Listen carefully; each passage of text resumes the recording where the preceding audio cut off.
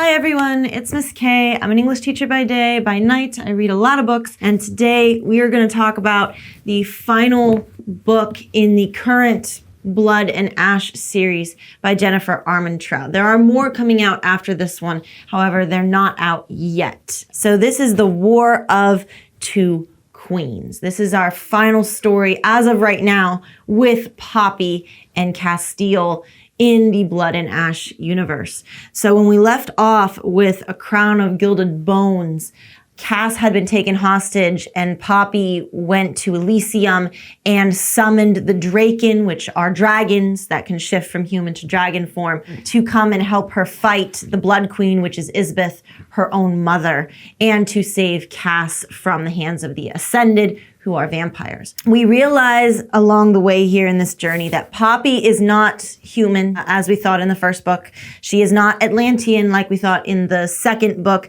She is not a deity or a god like we thought in the third book. At the end of the third book and the beginning of this one, we realize that Poppy is a primal. She is a primal of life and death in this particular case. And so what Jennifer Armentrout has done is she has created her own universe of gods and goddesses, and above the gods and goddesses, more powerful than any gods and goddesses that we know of in existence, are primals. They are the most ancient. They create power, create lands. They determine life and death.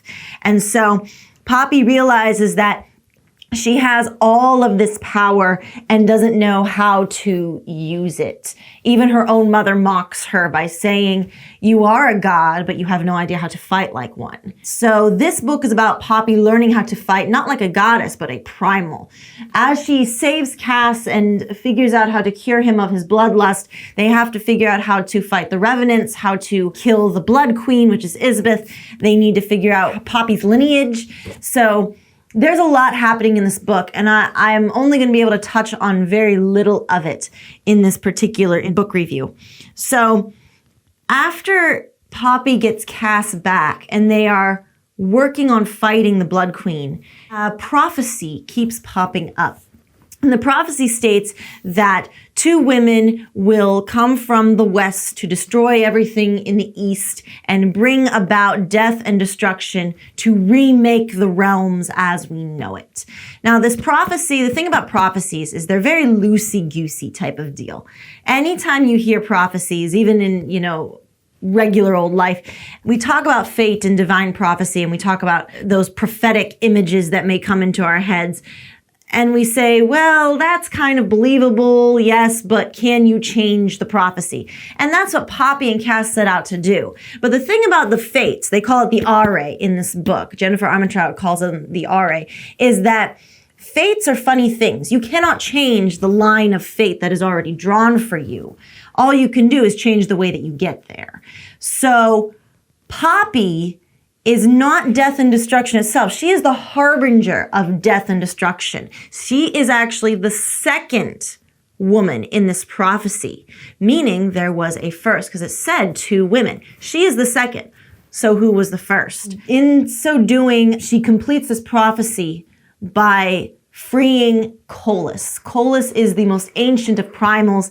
He is dark, destructive. He is selfish. He is the original primal of death. Nyktos is the current primal of death, and Seraphina, his consort, the primal of life. By completing the prophecy, she has summoned death and destruction itself, and he will remake the entirety of the realms. And so in an effort to mitigate the damage, Poppy must summon Nyktos and Seraphina and all of the other gods and goddesses from their sleeping states. So the next book in the Blood and Ash series is going to have Poppy and Cass and Nyktos and Seraphina's story colliding together, is what's going to happen. And so that is where Jennifer Armentrout leaves us at the end of the War of Two Queens. She leaves us with Poppy completing her culling, which is like completing adolescence. She is now a fully fledged primal. She has fangs. She needs blood. She is complete in her power. She is at full power now. She has her woven Kerian by her side, who's kind of like the advisor to the crown. She has her heartmate Cass by her side. And now she has someone, Nyktos and Seraphina, and those are actually her grandparents. She is a blood relation to these ancient primals. So where does that leave us? It means that Jennifer Armentrout, I think before she wrote A War of Two Queens, she wrote a book called Shadow in the Ember, and that is Nyktos and Seraphina's story. And that book, Shadow in the Ember, started the Flesh and Fire series, which is the origin story of the Blood and Ash series. Because Seraphina is the first woman. There were two women in the prophecy. Seraphina is the first, and her granddaughter Poppy is the second. So with that, ladies and gentlemen, A War of Two Queens comes to an end, and I have already started reading A Shadow in the Ember, which is Nyktos and Seraphina's story. It's a powerful story, full of world building. Jennifer Armentrout has carried over the Blood and Ash universe into a whole other series, and I can't wait to share that one with you. This story, The War of Two Queens, what would I give it? I would give it a 10 out of 10. Hands down. It is by far, almost 700 pages in here. This is a beast of a book, but it is so worth the read. And I read this book in, this was, I think, 36 hours for me. It took me to read this book. I couldn't put it down. It was fantastic and fascinating. A good stopping point for Poppy and Cass's story so that I could then read Nyktos and Seraphina's story in the Flesh and Fire series. There is a specific order that you should read the Blood and Ash series and the Flesh and Fire series. I'm going to go ahead and pop it on the screen here for you. It is that you read first from Blood and Ash, then A Kingdom of Flesh and Fire, The Crown of Gilded Bones, and after The Crown of Gilded Bones, you go to the first book in the Flesh and Fire series, which is A Shadow in the Ember, before you read The War of Two Queens. Now, I didn't do that.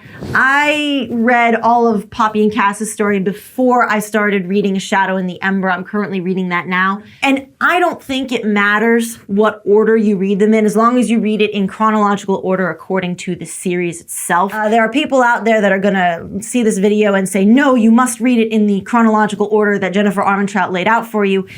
And I'm just like, I don't know that Jennifer Armentrout would say you have to read it in that order. So whatever order you read it, regardless, you're going to see that there are also two additional books in the Blood and Ash universe. There is A Soul of Ash and Blood, and there are Visions of Flesh and Fire.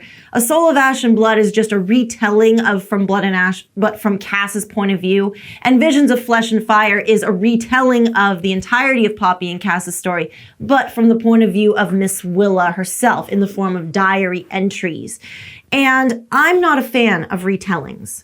I prefer the next chapter. I prefer moving on in the story as opposed to reading a different version of the same story.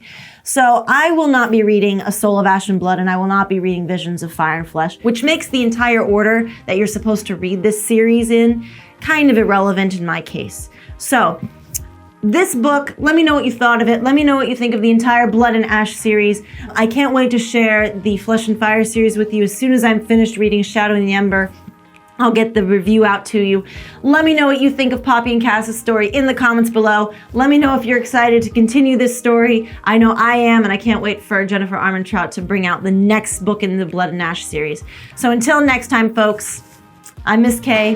Happy reading.